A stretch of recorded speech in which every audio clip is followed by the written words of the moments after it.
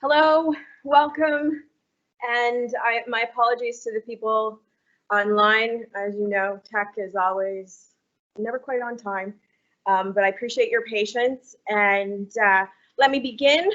Welcome again. My name is Dr. Anna Zuschlag. I'm the Program Research Manager at the Brian Mulroney Institute of Government. Thank you so much to the people in the room for coming out to our third Fellows Lecture of the year. I would like to start today with a territorial acknowledgement. In making this statement, we are recognizing the traditional territory of the Indigenous people who called the land home long before the arrival of settlers and who to this day still call it home. I would like to acknowledge that StFX is located in Mi'kma'ki, the unceded territory of the Mi'kmaq people. Next, I would like to note some housekeeping. I haven't set them out yet, but there are sign-in sheets for people in the room. We will keep these sheets for about 2 weeks, and it's just in case there's any exposure. For those of you who are tuning in online, I've already asked for your patience, and I wanted to thank you again for it. And we hope that we won't accidentally shut down the internet. We hope to be able to take Q&A questions through Teams live chat, so you feel free to send them that way, but I'm going to offer apologies ahead of time in case that doesn't work out. Now I would like to welcome and introduce our esteemed speaker, Dr. Peter Clancy. He is a distinguished fellow at the Institute. He's a senior research professor in political science here at StFX, and he's one of our inaugural class of fellows. Dr. Clancy recently retired from full-time teaching, but prior to this, he taught Canadian politics as well as aquatic resources. He has taught courses in the public policy and governance program here too. Dr. Clancy's research centers on the interplay of economic and political interests in a variety of settings, including business, politics, and natural resources. This includes wildlife, forests, petroleum, and fisheries. He has authored and co-authored numerous books and articles. His current work involves environmental governance in the Gulf of St. Lawrence, and we are very excited to have him talk to us today about just that. Please welcome Dr. Peter Clancy.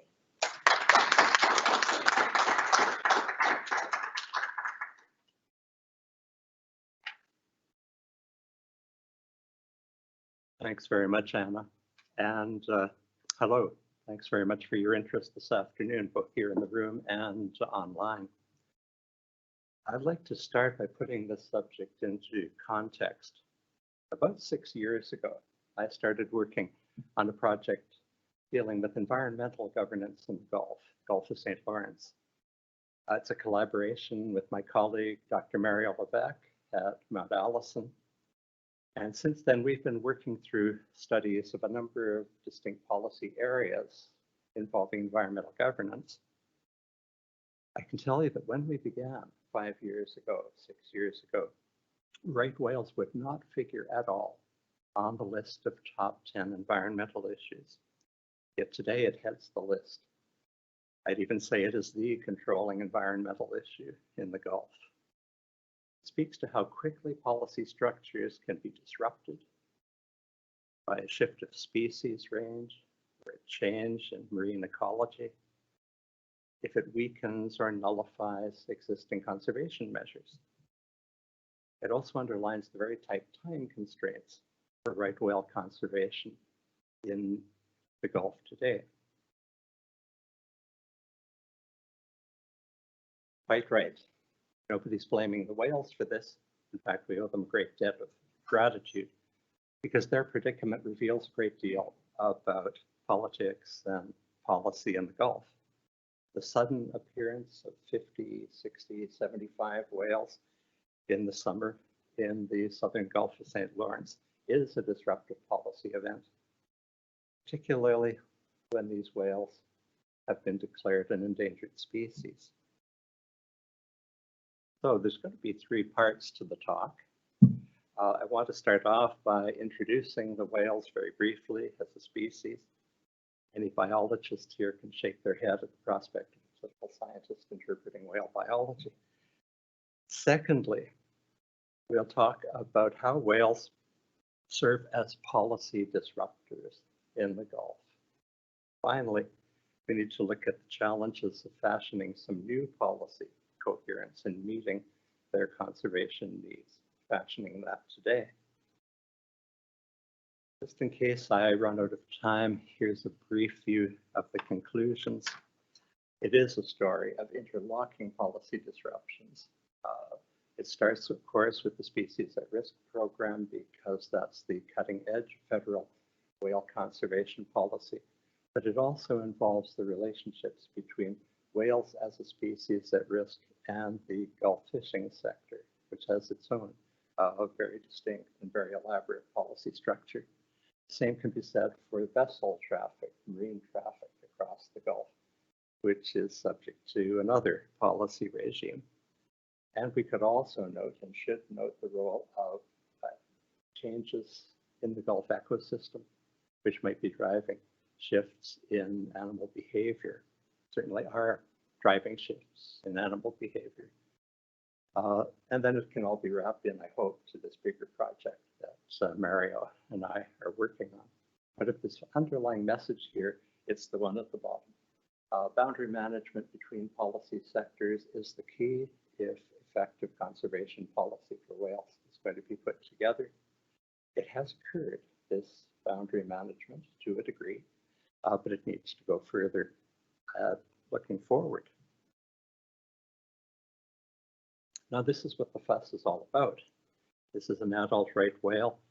It can weigh 60, 80 tons or more. It can grow to the length of a Cape Islander fishing boat. The right whale is a filter feeder. When it opens that huge mouth, a wall of belaying plates appear, and they screen out tiny zooplankton as the whale swims forward. The water flows through the mouth, plankton are trapped, and that's the meal. It takes a lot of plankton to power a 60-ton right whale. I've seen estimates from 1,200 to 2,000 pounds a day. They eat a lot, which means they spend a lot of time skimming the water on the surface or diving more deeply and gliding through deeper waters while they eat. And this is happening in concentrated plankton fields, which we'll come back to. As you might imagine, reproduction is a crucial variable for any species at risk. Right whales produce one offspring at a time. Gestation period of over a year. Females have about a 30-year reproductive period. It begins about age 10. And there are often multiple intervening years between pregnancies. Of the approximately 350 right whales in the Western Atlantic population, that's the population on the East Coast, North American seaboard, the female breeding stock is only about 25%. So these numbers don't always add up in a favorable way. It means the first conservation goal is to stabilize the population. This is a population that's declined by 12% in the period since 2010. The second conservation goal, defined by Canada's Whale Recovery Project, is to see sustained population growth through 3 generations, or about 70 years.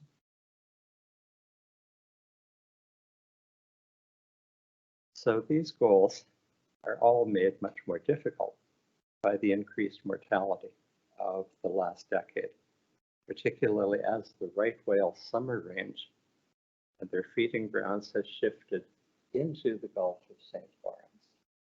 They weren't here 10 years ago. They're here in force at the moment.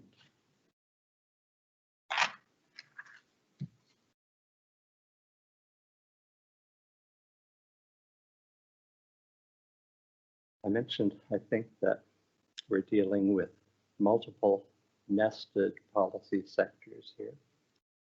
This is the policy context for right whales as an endangered species. They are listed under law in Canada. Certain consequences follow. endangered species must be protected with a number of policy steps.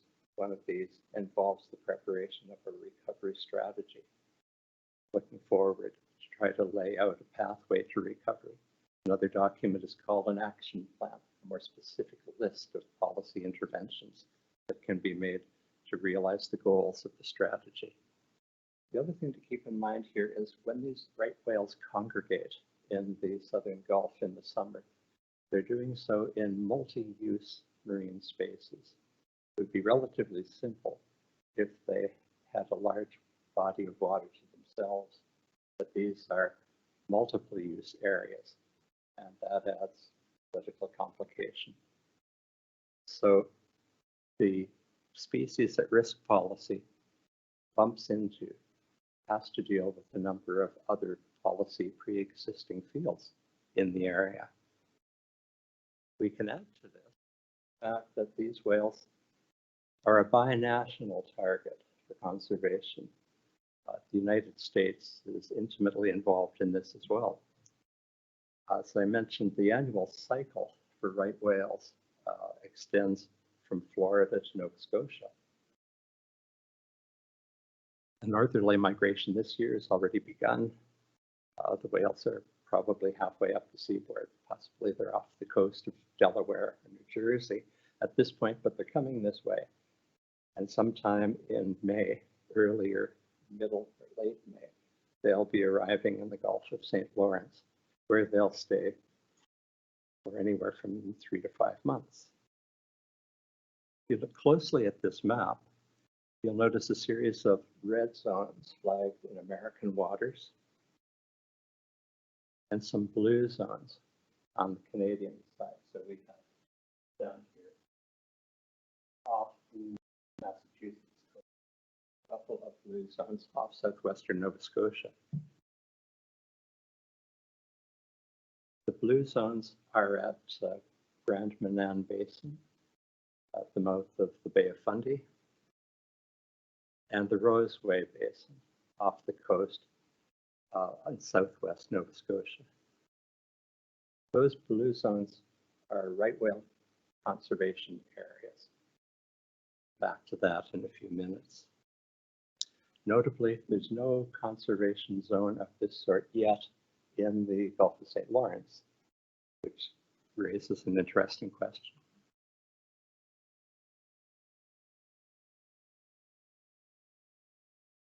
So at the end of the 1900s, in the 1990s, the greatest summer concentration of right whales appears off the coast of New England.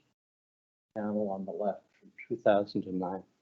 These are right whale sightings, by the way, so they're our proxy for population. Not perfect, but useful and indicative. We see a high concentration of right whales. The Massachusetts and Maine coast. We see a second concentration in the Grand Manan Basin at the mouth of Fundy, and we see a smaller grouping at the southwestern tip of Nova Scotia, the Roseway Basin. And that was more or less the premise of whale conservation strategy up until very recently. But if we switch to 2019, 10 years later, you can see the difference. There's still a concentration off the Massachusetts Maine coast, but the group at Grand Manan and Roseway has depleted dramatically, but we have something sudden and new in the western Gulf of St. Lawrence, off the Gaspé coast and the Acadian Peninsula, north of Prince Edward Island and west of the Magdalen Islands.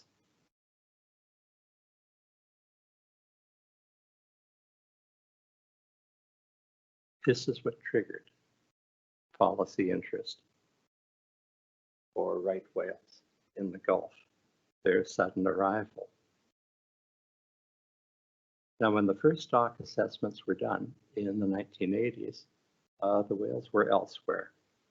They were in a closer configuration to 2009. But they were studied and a recommendation of endangered was made in the 1980s, reaffirmed in the 1990s. A right whale recovery strategy was fashioned in Canada in 2000. And very interesting process to develop a right whale strategy. And several measures were put in place in the Bay of Fundy, including regulations for shipping corridors and vessel traffic. But now that the whales have made this shift, the disruption is in part one of coping with a new summer range reality in the Gulf of St. Lawrence.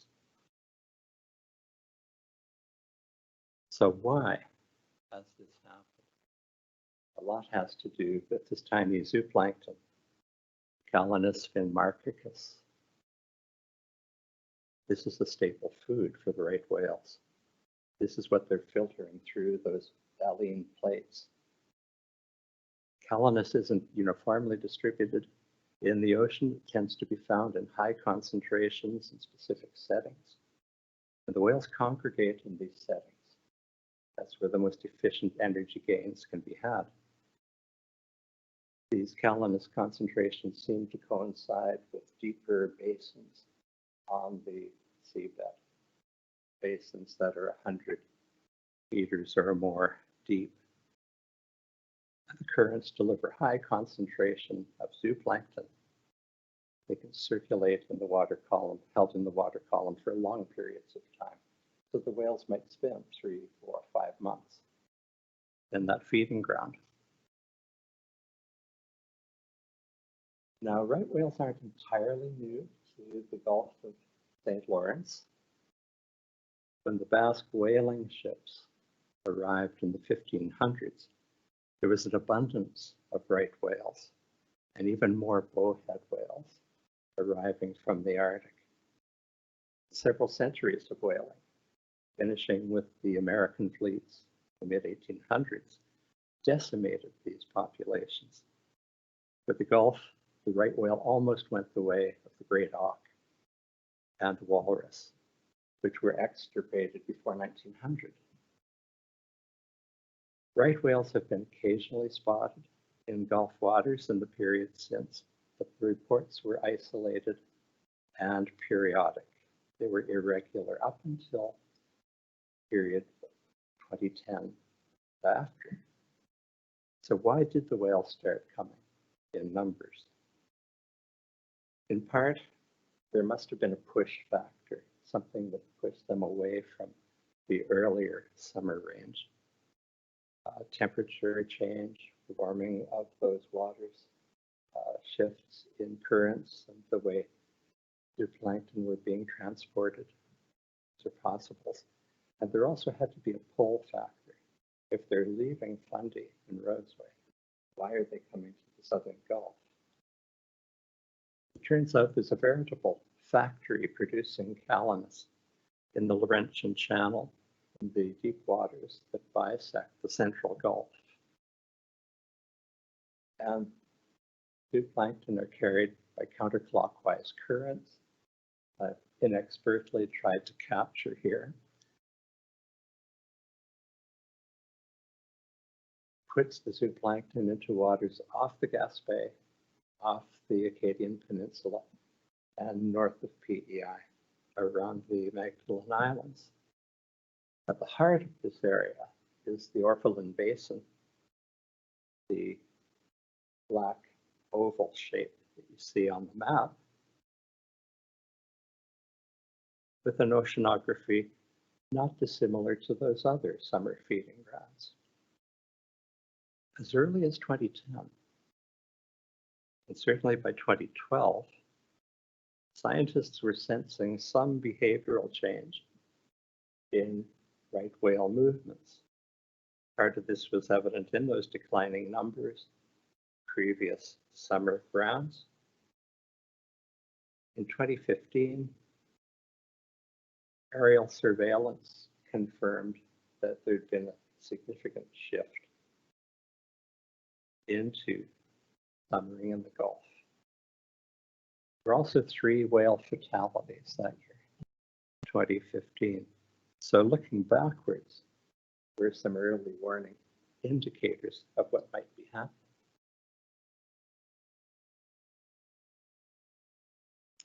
Now let's shift a bit to the policy consequences of this movement of migratory range.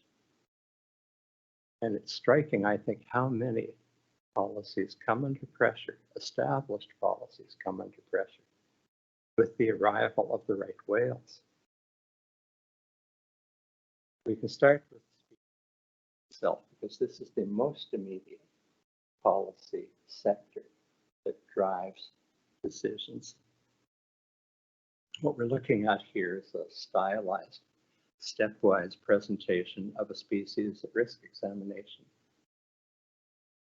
Right whales or any other species would move through this process, steps 1 to 5. It generally starts with an expression of concern for a species and a scientific contract to survey the animal in question. The results of that scientific study go to an interdepartmental wildlife managers committee known as COSEWIC, which assesses the report, holds discussions, and forwards a recommendation to ministers. The recommendation is chosen from stages along this continuum. These are the choices available. They range from declaring a species extinct to declaring it not at risk. The ones we're most interested in are the E and the T, endangerment and threatened, because for either of those 2 statuses, further policy measures are triggered, the recovery strategy and the action plan, some kind of response going forward, and then the implementation period follows. Since right whales were declared endangered relatively early, in the 1980s and 90s, we're well along toward the right side of this sequence at the moment. Over the years, all of these deliberations have generated fascinating policy network, actors who've been drawn together to try to shape these decisions. This is a little fuzzy. I apologize for the quality here, but metaphorically, I think it gives you an idea. The dark boxes are government agencies, and the red boxes that surround them are associational voices. They might be environmental NGOs, they might be fishing groups, they might be associations in the shipping industry. And they cluster around and they take part in various ways in this policy network. Down at the bottom, as a reminder, there's a parallel network in the United States, and it's not as small as this suggests. I just haven't done as much work on the US side, but the American right whale policy network was pivotal in seeding the ideas in the 1990s that were adopted in Canada and continuing to work with Canadians along the way.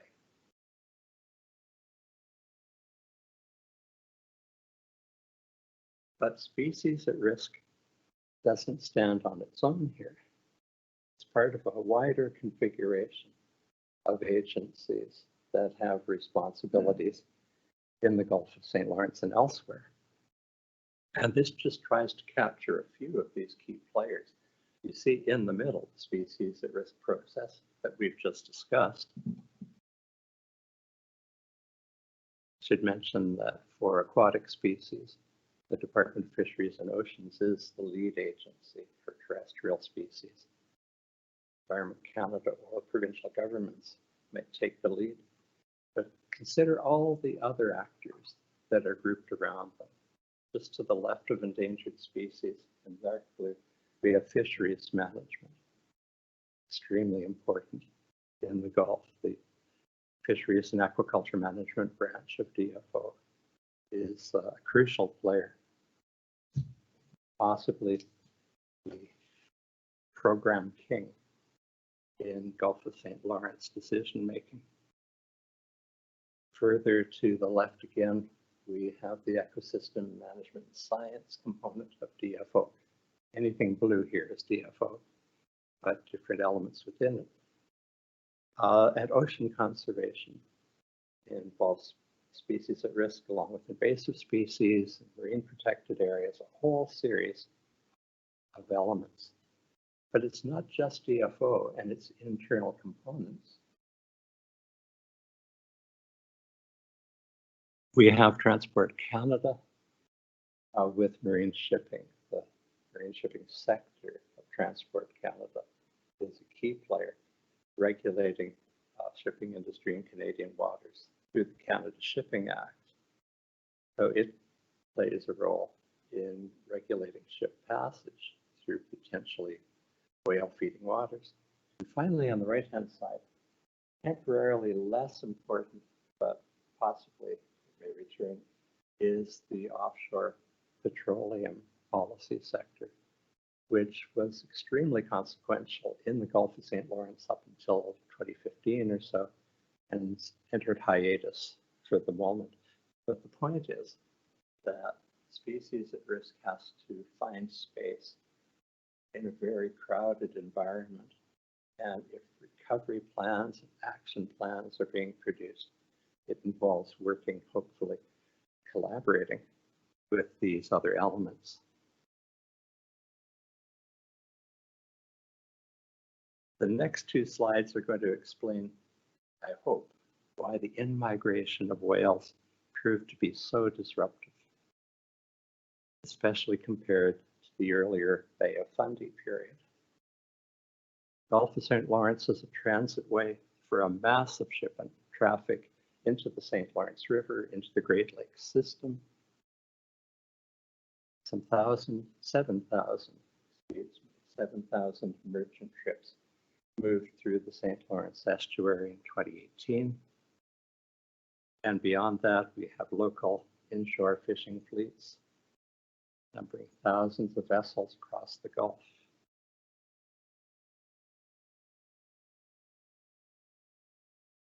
So the shipping industry and the traffic patterns, which you see here, are important, particularly because of the transects of the concentrated right whale range. And it's coming corridors are the most dramatic, and also see regular traffic across the southern Gulf between ports.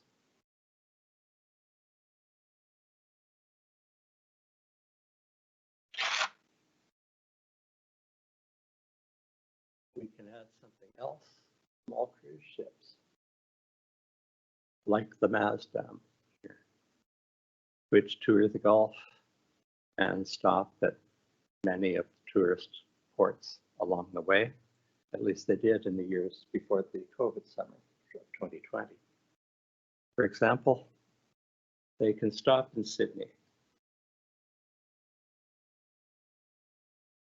enter the Gulf, Charlottetown, Cumberland Strait, cross the Gulf in the direction of Gaspé, per se, famous rock, often transiting the Gulf of St. Lawrence at night, hard enough to see these whales in the daytime, possible at night. I'm not saying that the Maasdam is necessarily one of the agents here, but this is the kind of frequent traffic that makes the ship risk in the Gulf such a high one.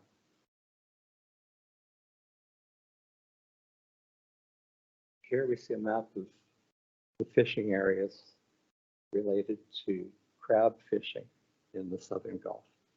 Crab is second only to lobster in terms of its commercial value, and it's through an elaborate set of regulations that crab fishing is regulated.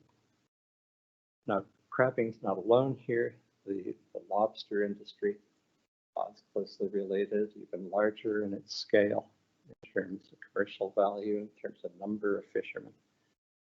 But The extensive use of rope lines, especially in deeper waters for crab fishing, has drawn special attention, I think, to the crab sector, making these ropes and the deployment of ropes a particular risk for the whales.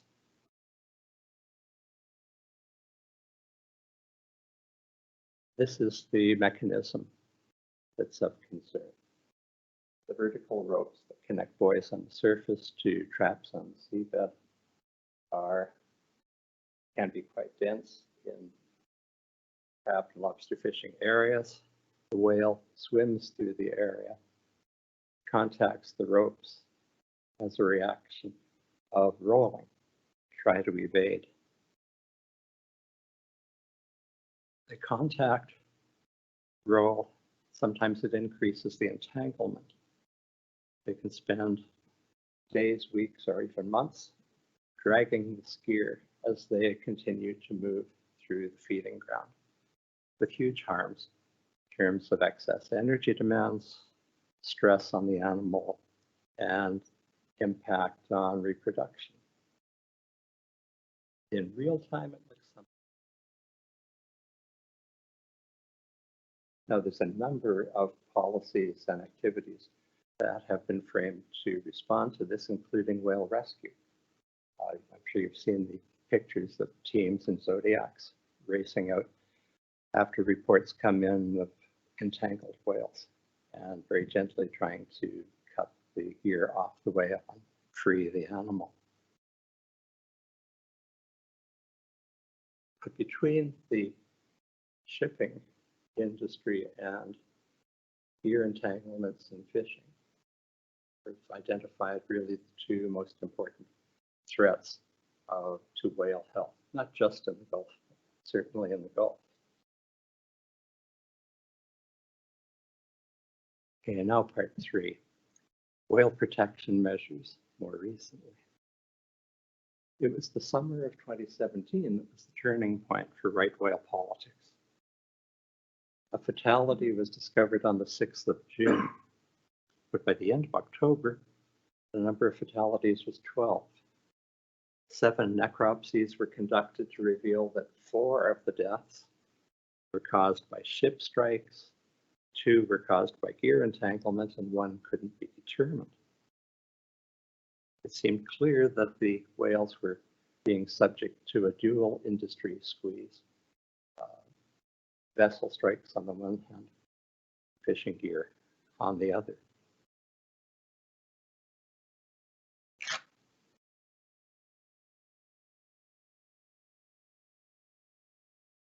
There we go.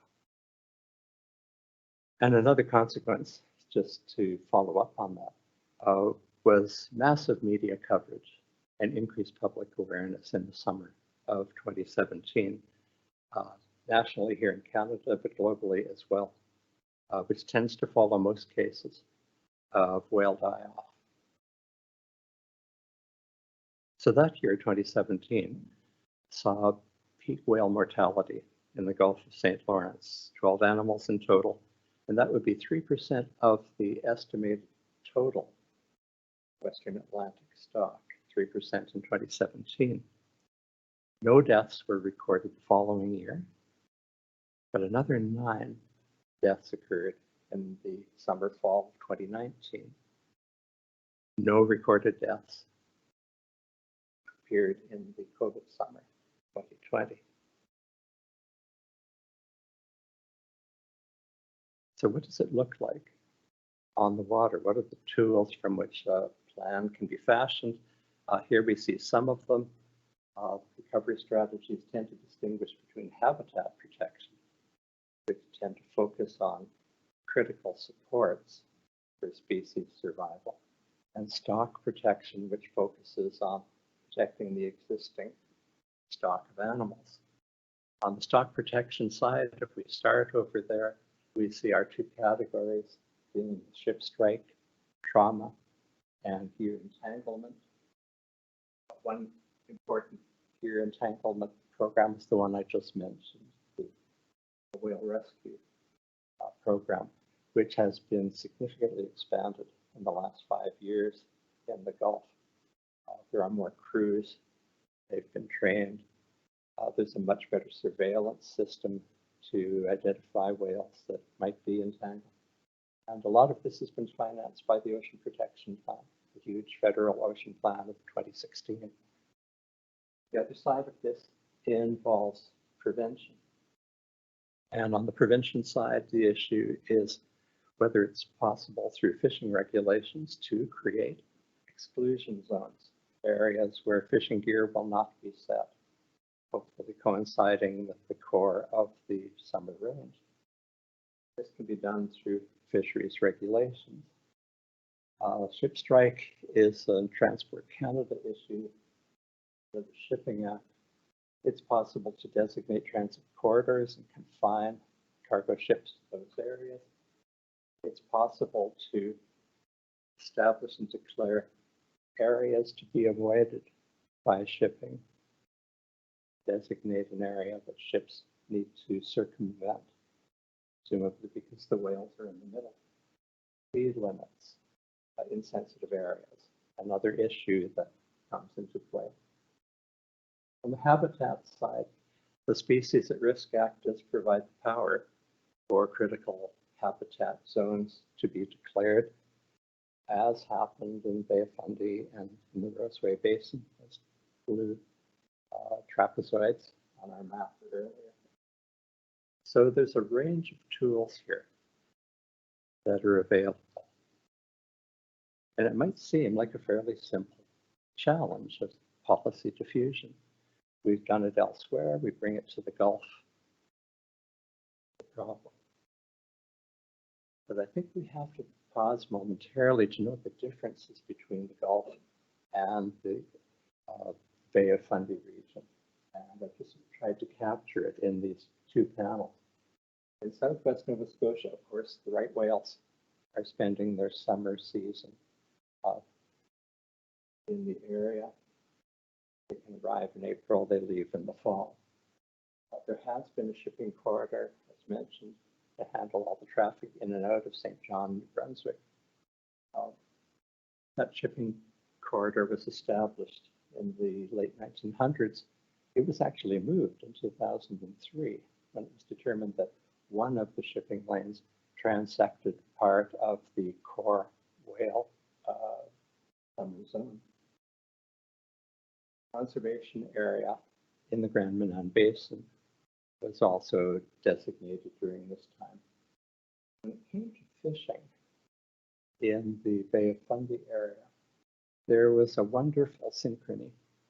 The whales are here from April to November, the lobster season in those very rich lobster fishing zones, 34 and 35, begins in late November and carries on to May. So in terms of ease of implementation, I think we could say this was a much more friendly environment to impose whale protection measures, because if you compare to the Gulf, right whales are in range in the same rough period. They come in May, they leave in the fall. Yes, in shipping corridors and speed limits apply to traffic moving through. There's not yet a fixed conservation area or critical habitat area that's been established, although you could argue it's early days, whale protection in the Gulf. When it comes to fishing gear, it's actually interesting, because in the southern Gulf, whether it's Gaspé, northern New Brunswick, Prince Edward Island, or here, lobster season is in the spring, May and June. Crab starts even a bit earlier, extend a bit further in the Gaspé, northern New Brunswick, Magdalen Island area. The coincidence of whale fishing, it does make it more difficult, far more challenging problem.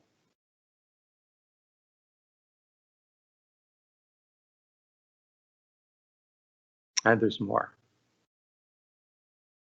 With apologies to Sir Arthur Conan Doyle, we can ask this question. The puzzle might be explained by noting the anomaly.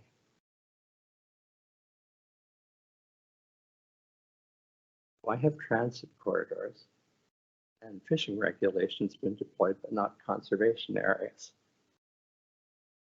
As we've seen, protective zoning has played a role in other whale migratory areas.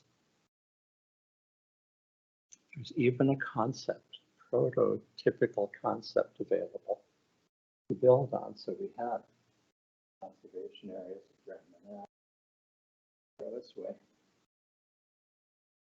Now it is a different proposition in the Gulf, but it's worth noting that a marine protected area of interest was announced in 2011. You see it there in green on the right side panel. It's kind of a boot-shaped area. It was an area of interest. It has not been confirmed as a marine protected area to this point in time. And it was designed largely to protect and to encourage a nursery zone for groundfish, for cod. But it could be redrawn.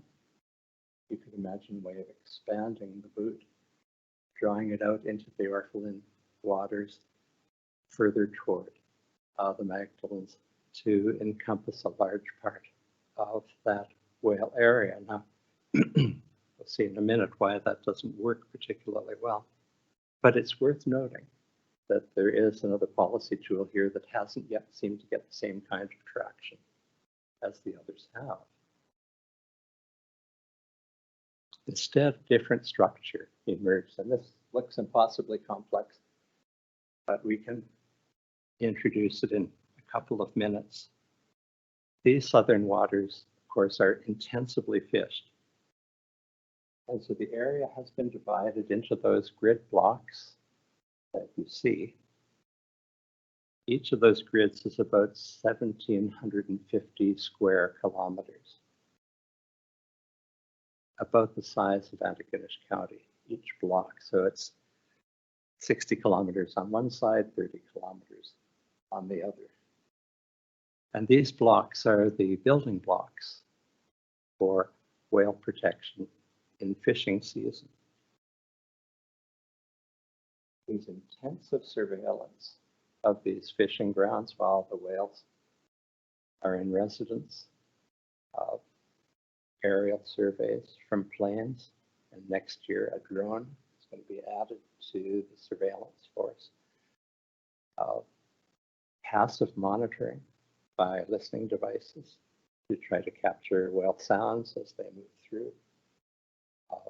Active monitoring with marine gliders, little remote controlled gliders that go through the water on pre-programmed routes to listen for whales. And of course, observers on vessels. So there's a lot of surveillance and monitoring taking place. And that's the premise for this system. Some parts of the region can be closed for the entire season. You see them in yellow, an area that seems to coincide quite closely to for whale gathering areas. Other areas are open for fishing until a whale is spotted. Those are the orange areas. Some up in the estuary, very large area in the Western Gulf, and Area 19 crab region in the west coast of Cape Breton. There's a no transit, sorry. If a whale is spotted in one of these grids as a result of monitoring and surveillance, that grid and some adjacent bordering grids are closed for 14 days, which means no fishing. More complicated than that, it means lifting gear and moving. Those areas move to red status.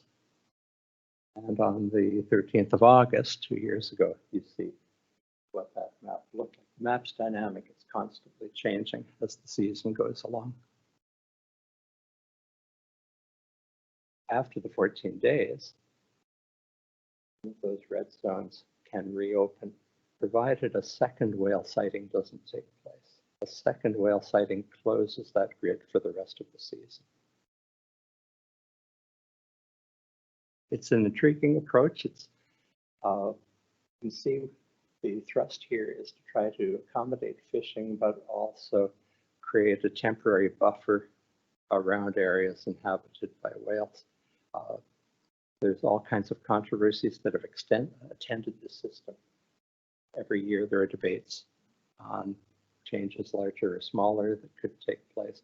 But this is the Gulf of St. Lawrence answer to this complexity that we just mentioned. There's a similar scheme that applies for shipping. It's a bit simpler. You see in green the corridor for ships to transit as they move from the ocean into the St. Lawrence River. There is a static zone, which is subject to a fixed reduced speed limit and not speed limit. That's the pink.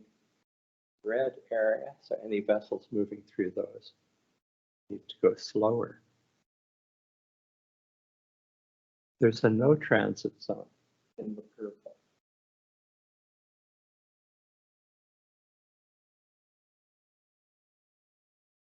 And a voluntary slowdown zone, that gray triangle at the opening of the Cabot Strait. Nobody seems to like the voluntary concept. It seems to have been added on as a kind of political compromise. In the green corridor, speed limits are invoked when whales are sighted. So if it's traveling through the whale frequenting that zone, maximum speed limit drops to 10 knots. No whale has been found in zone C. It resumes normal. Continues. So it's a trigger. Whales slow down. Slow down remains in place until as long as no additional whales are sighted, it's lifted after a stipulated period. Now, neither of these schemes for fish or for vessels is the final word. And as I said, they do remain very controversial. Crab and lobster fishermen have experienced major dislocations in dealing with this system. They have a number of legitimate and pressing concerns about how it's being applied. At the same time, NGOs may suspect that the vessel speed limits, the way that corridor system works, imposes relatively minimal burden compared to those shouldered by other actors. But at least we have a new set of parameters here, parameters that are open to debate.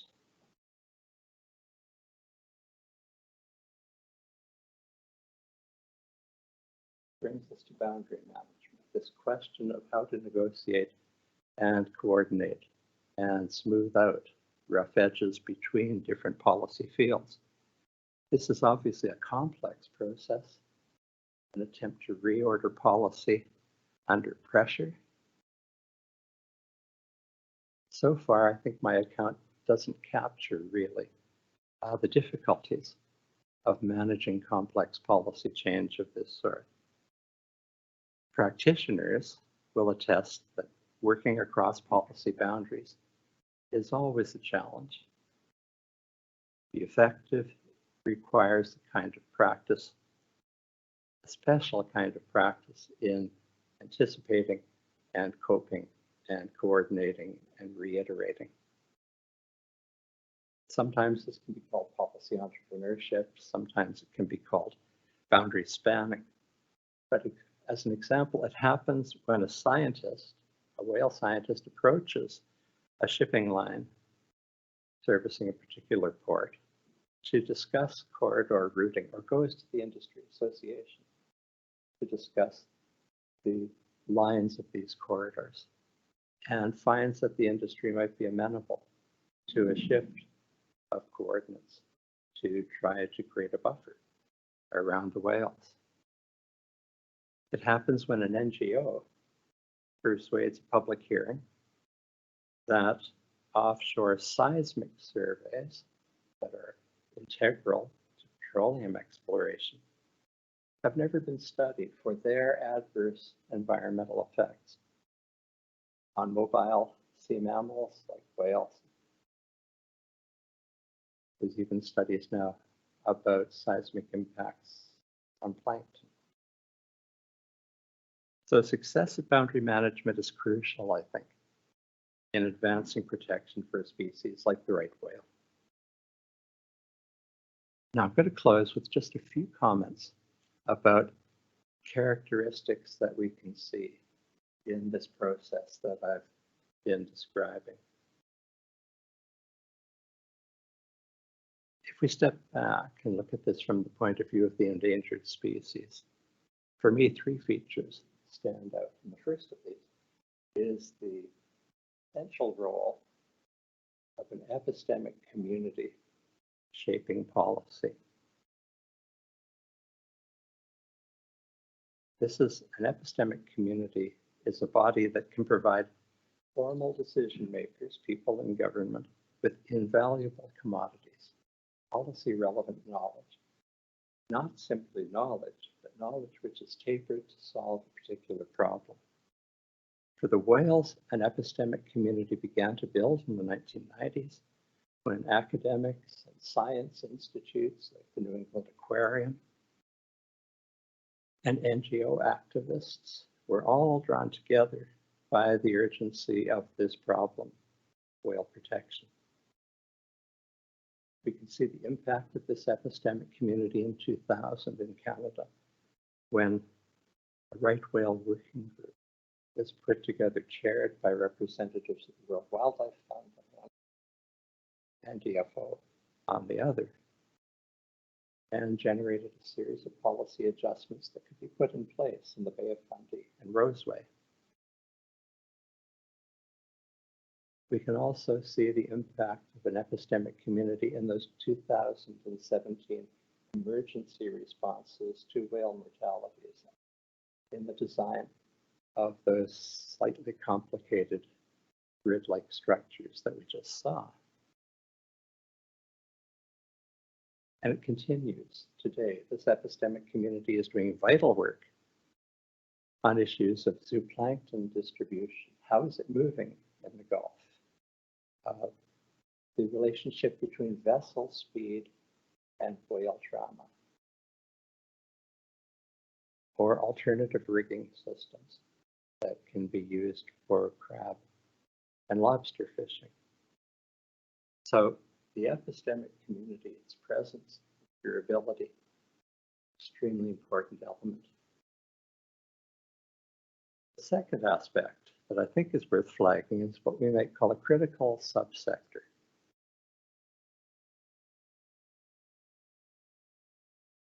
The notion here is that when we face policy complexity, specialization tends to take hold within agencies, between agencies. And specialization breeds autonomy. What once might be a coherent policy umbrella begins to break down into subsectors, related in some way, but increasingly separate from one another. Now, this can raise serious problems, especially at moments of crisis when rapid response, when disciplined thinking and coherent action is required. So we could debate whether a policy sector that's undifferentiated in terms of critical sectors is better able to respond than umbrella sector that's divided into subunits. But the key here is that in a situation where policy subsectors begin to emerge within the overall, it's important to understand the ordering or the hierarchy between those subsectors. Certain subsectors can emerge in a controlling status where they provide leadership and discipline and ensure that the other activities are fitted into a coherent whole. In other cases, there may be no hierarchy. there may be no critical anchor sectors. At the moment, I think the argument that I would make is that of those units that we've seen, the critical subsector remains DFO fisheries. It's the one that anchors all activities in that sector. But when crisis arrives, there's often a tendency for these relationships to break down or to reorder. I think it's a useful concept, though, to remind us about what lies behind decision making. And finally, experiments in smart regulation. Smart regulation here in the sense that Cunningham and some of the other theorists use it. Talks about looking beyond traditional coercive measures, try to secure compliance by other means, indirect incentives, voluntarism, market-based incentives, always retaining the possibility of coercive backing if necessary, but not necessarily relying on coercion. The static and dynamic rules that we just saw for ship speeds and for fishing activity strike me very much as the arrival of some smart tools, some smart techniques into whale conservation.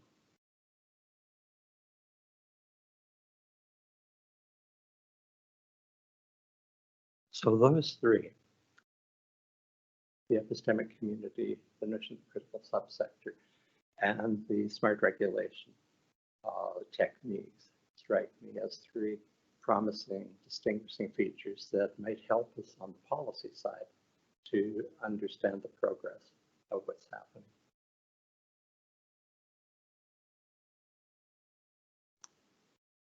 They say they're a smart creature. And of course, this is right. It is a polycentric challenge. There are multiple distinct areas that need to be pulled together and coordinated if whale conservation is going to be effective. It has to be a multidimensional response. It has to work across conventional boundaries. They know it. Now it's time for the rest of us to catch up. So thanks very much. Hopefully we can have some discussion.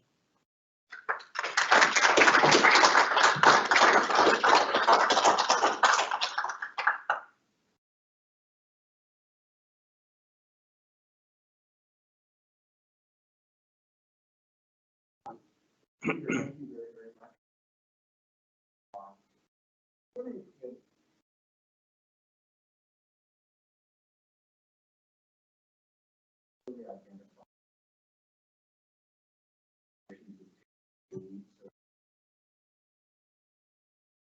Which institute, which organization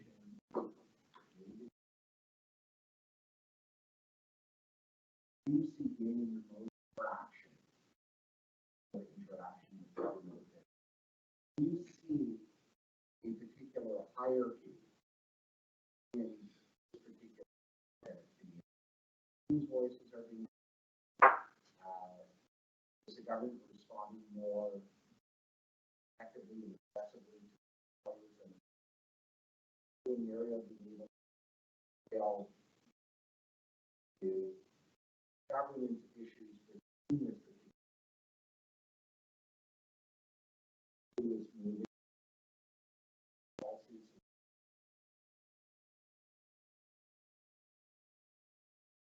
Don Grabelson was asking about whether we can unpack the epistemic community question a little in a little more detail. And there's probably a couple of ways to do that in the whale case. Seems there's little question that the original initiatives come out of the US, come out of New England, and the key players are in part science institutions.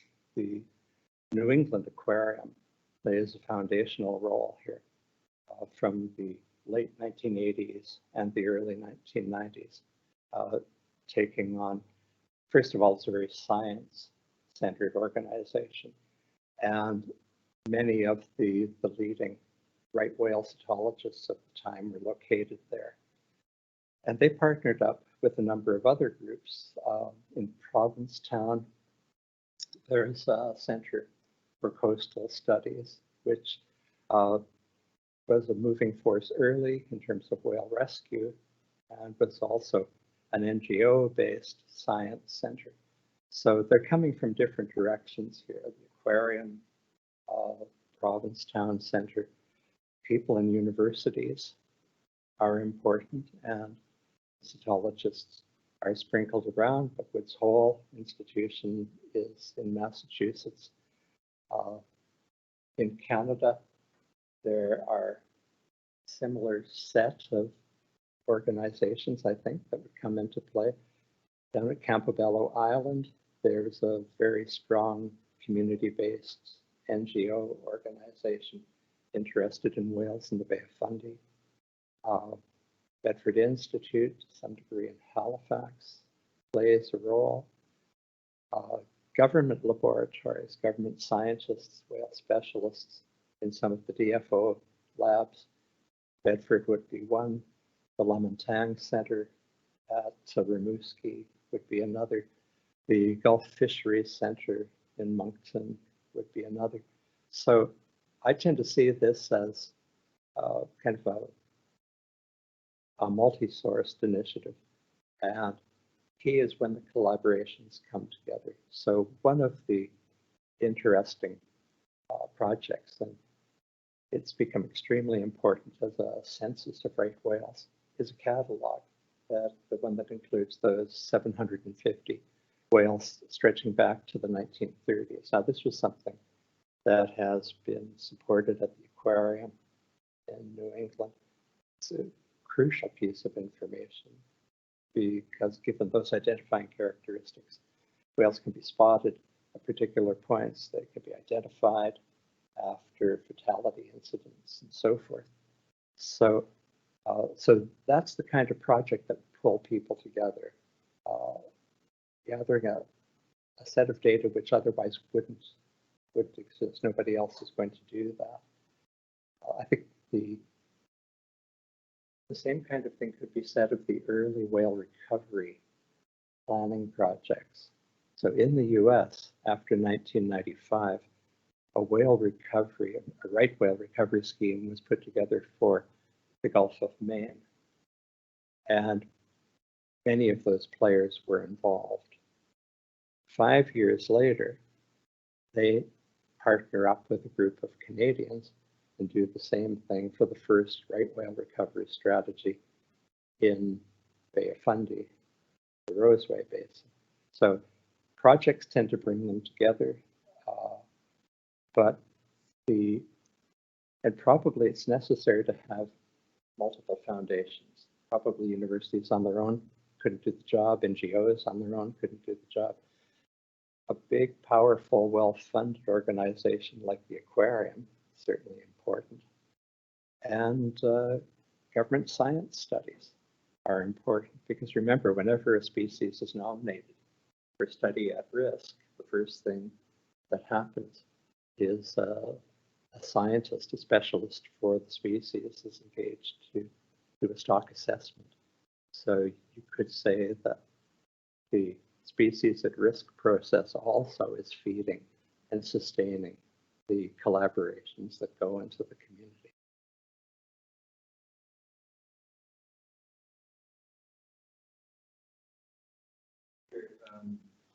Talk about right now, DFO might be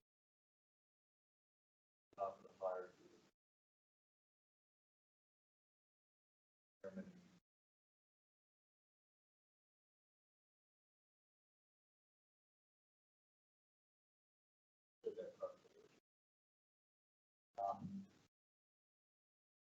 Depending at DFO, if there would be a military justice, what is planned? What is Russian base here or there? And they come up with plans.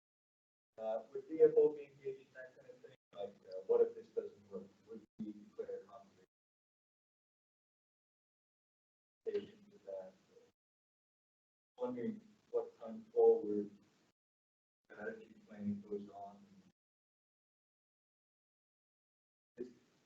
not?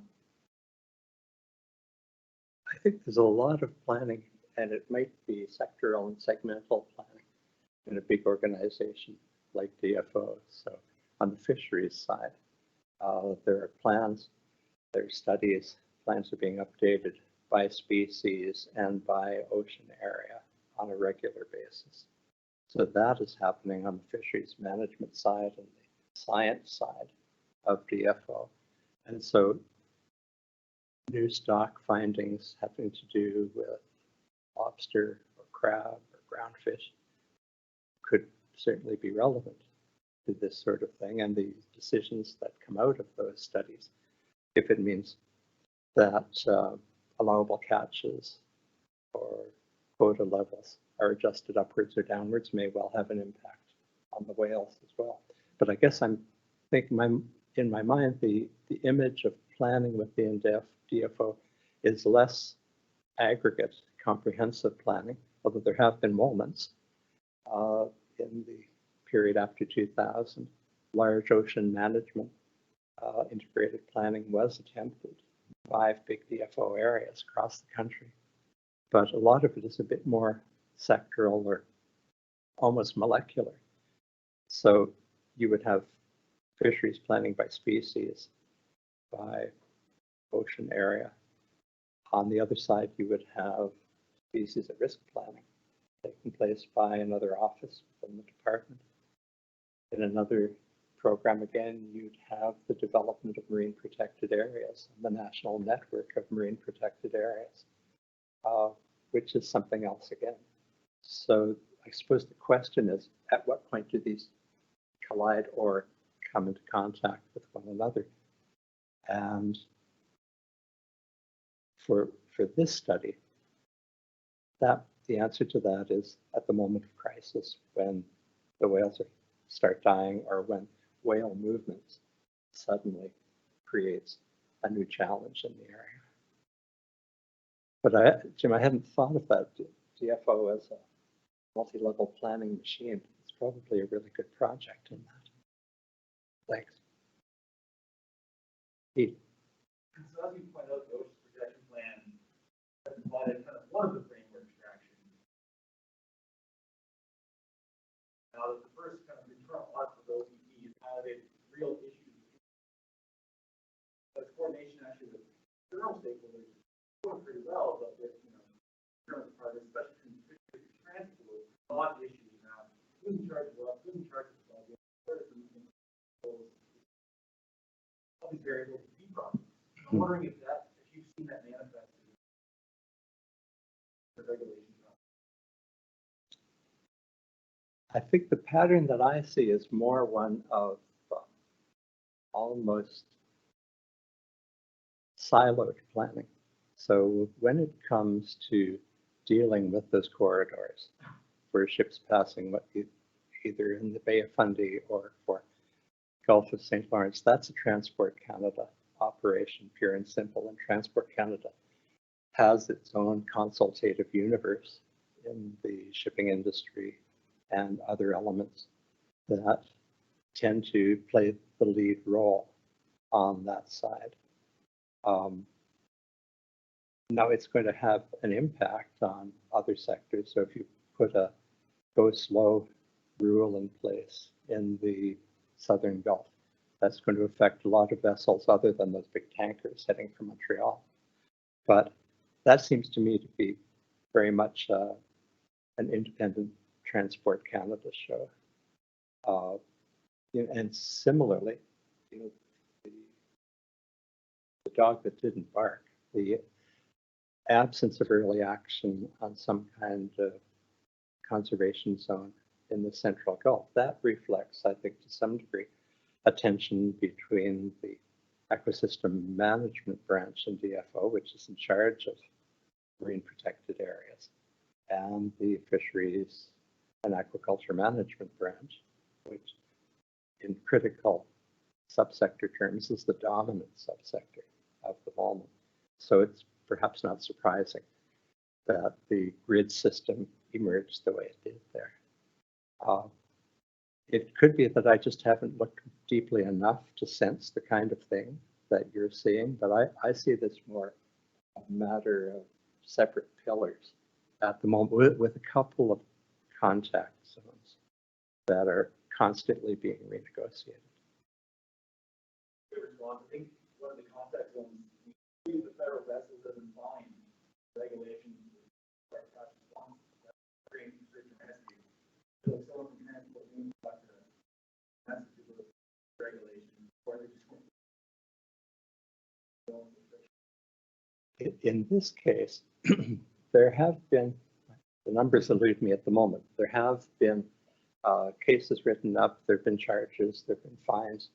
The fines in a monetary sense are increasing significantly from year to year, presumably to get more traction with the ship captains and vessel companies. But there's a fairly reasonable, and again, it echoes this theme of smart regulation. The surveillance and monitoring is far from perfect, but it's far much further advanced than it was 5 or 10 years ago. And so the capability of monitoring ship movements and ship speeds means that it is possible to provide like a semi-credible overlay of enforcement on those regulations. The big issue that's looming now, and probably will have to be dealt with this year, is the question of whether previous speed limits are suitable to the task at hand. So that 10 knot speed limit, reduced speed limit in those trigger zones may well be still far too fast to protect a whale from serious harm. And there's some fascinating studies that have been done, and actually by a project that's been led by the Canadian Wildlife Service, which has a very impressive Halifax operation on whales and whale protection. And they're suggesting that 10 knots might be far too fast if really the goal is to protect a whale against fatal damage. Then maybe to reduce speeds to the point that would protect the whale might involve dropping speeds into the 4, 5, 6 knot range for those areas where whales are present. And that's going to be a very different argument than the one that was had in 2017 and 18 that put our system together.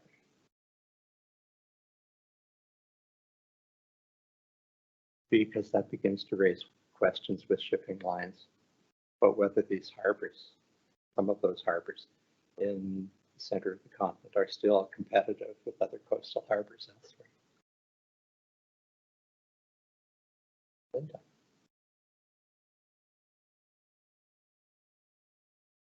One question I just had, one of the shifts that's happening is really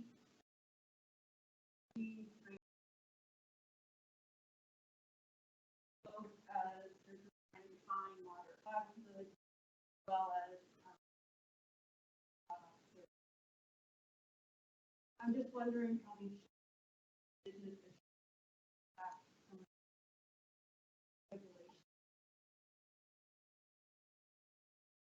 That's a really interesting question. I'm totally honest, I'm not sure I have an answer for that right now, but in terms of the impact it's going to have on the fishing industry, it's profound, probably, as these developments play out.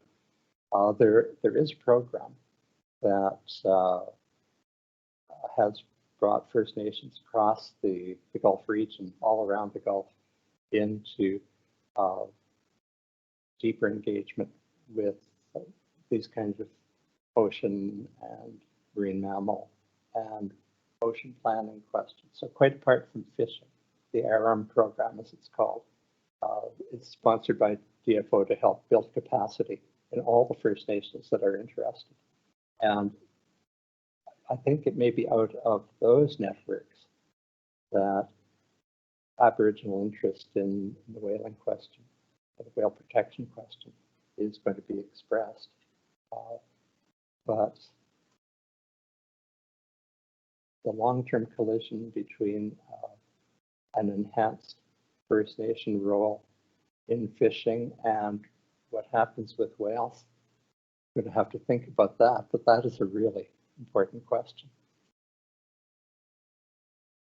Doug?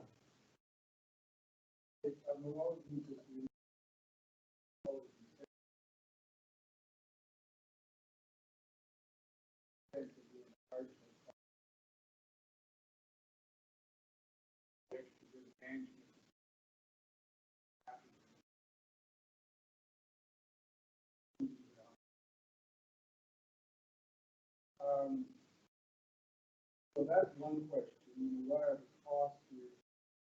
Are we talking about dropping bucket? And I'm thinking about other kinds of bearing costs. We talk about taking the treasures, loss of income, happens to the industry, do they have to just keep up the extra costs of down?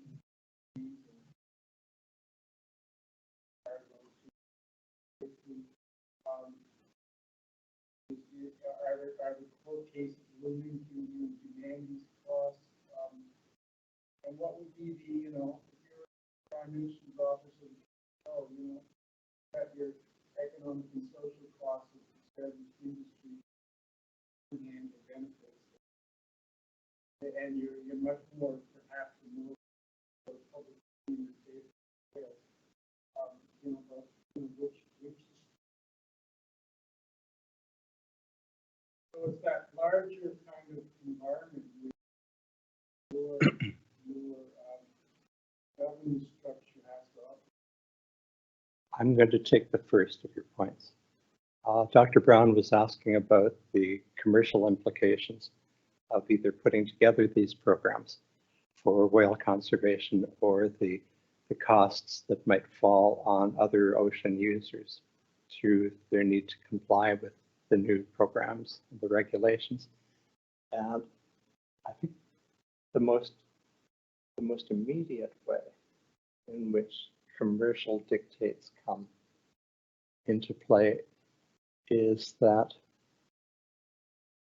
for protected species under law, to not be effectively protected with a meaningful conservation plan risks the loss of markets in other countries like the United States, possibly Europe, for products that are caught incidental to whale mortality. Concretely, is it possible that Canadian lobster or crab could be regulated out of the US market if the direct line between whale mortality and fishing practice for an endangered species was found? And this is an issue lurking not too far below the surface at the moment, because the Marine Mammal Protection Act in the United States has provisions to allow the US government to bring pressure to bear on any other country which seems to be inadequately managing marine mammals. The Europeans, I have not seen evidence from Europe at the moment, but certainly for other products. In the past, they have shut out Canadian products on conservation grounds. Northern seals would be the obvious one during the harp seal controversies in the 80s and 90s. So that is the link that catches everyone's attention. That catches the attention of a Department of Trade and Commerce, a Department of Industry, Foreign Affairs, Prime Minister's office.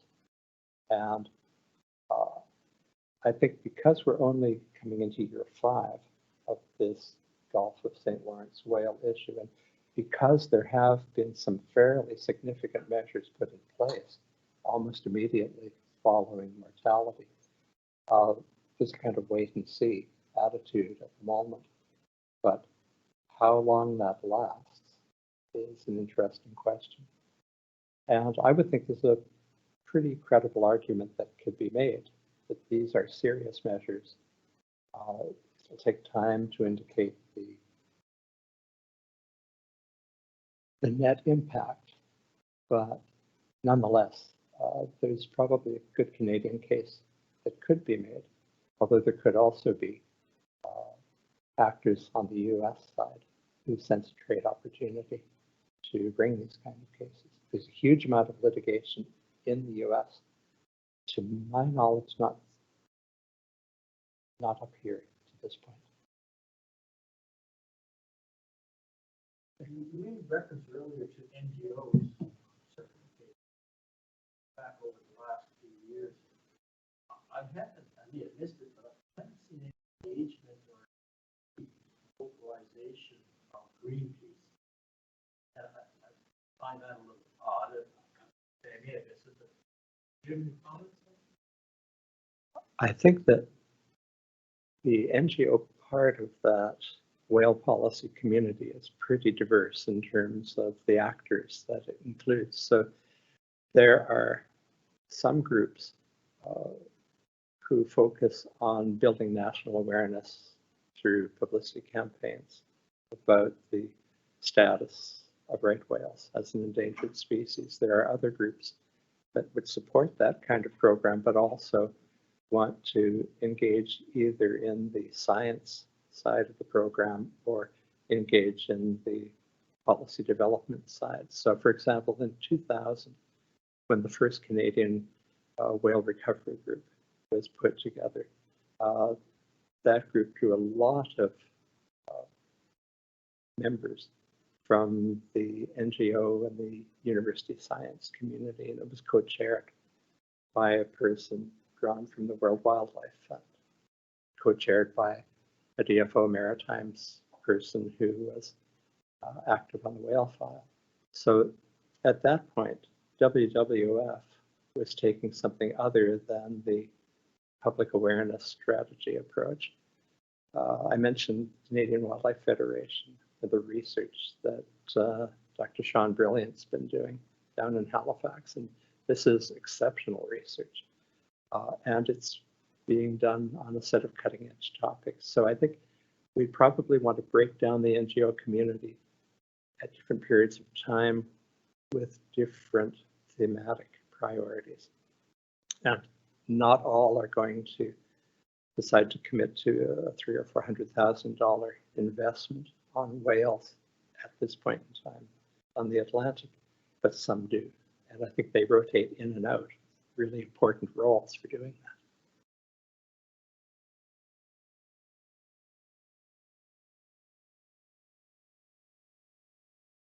Okay, this brings our presentation to an end. On behalf of the Brian Mulroney Institute government, I want to thank Peter so much for his very engaging and thoughtful discussion. It's an extremely important issue. I've had the good fortune of getting to know Peter very well over the past 2 years since coming here. And it doesn't seem to matter what the topic is. You know, when Peter speaks about it, he's going to be very methodical, very measured, and will provide insights that many of us would never pick up on. And today was no exception. So thank you again for taking the time. Thank you for your efforts to study this very, very important issue. I happen to know your co-author quite well. And I suspect that your work is going to gain significant traction and attention over the next little while. So congratulations on your work. Thank you for coming out. And before I present Peter with his little gift, I want to remind you that on March 24th, next segment of the Resident Fellows Program, Dr. Patricia Cormack from the Department of Sociology will be speaking. The title of her presentation is going to be Cannabis Day, Tasteful State Consumption and Enjoying Your Experience at the NSLC. That'll take place at 4 p.m. in the Barrack Auditorium, and it'll be both obviously in person and online. So Peter, thank you again. Please join me and thank you.